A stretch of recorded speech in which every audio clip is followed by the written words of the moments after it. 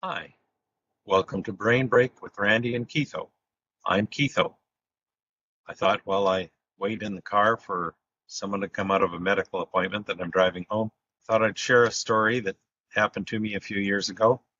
I had moved from Canada to the States and was working at a title company. We did a lot of paperwork, and a lot of the paperwork needed to be filled out in triplicate. Back in those days, we used typewriters to do that. Yes, computers were already around, but that's the way the title business had been doing it for many years, and it still worked. So we kept on doing it.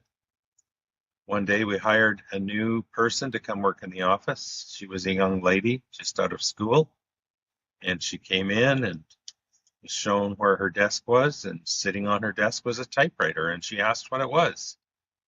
She had never seen a typewriter. So she learned how to use a typewriter. Of course, now all of those things are done printed, prepared on computer, and then printed in triplicate if needs be. In fact, most of those now are not even printed out, they are sent electronically back and forth. My wife and I recently signed a mortgage, and we did sign all of the documents in paper form, but until it was time to do the actual final signing, everything was just digital. We were able to review it and approve it, sign it digitally until it came to the final step. So it's just fascinating to see the changes in technology.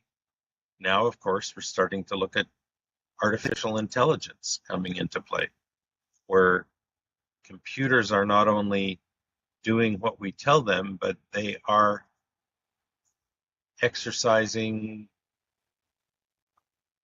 thinking. Well, they're not really thinking. They really cannot think. They only pretend to think because we've told them to pretend to think.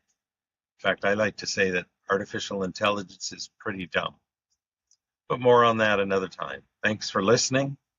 We always enjoy having you join us on Brain Break with Randy and Keith. Don't forget to subscribe, hit that like button, tell your friends about us if you're enjoying it. Thanks so much.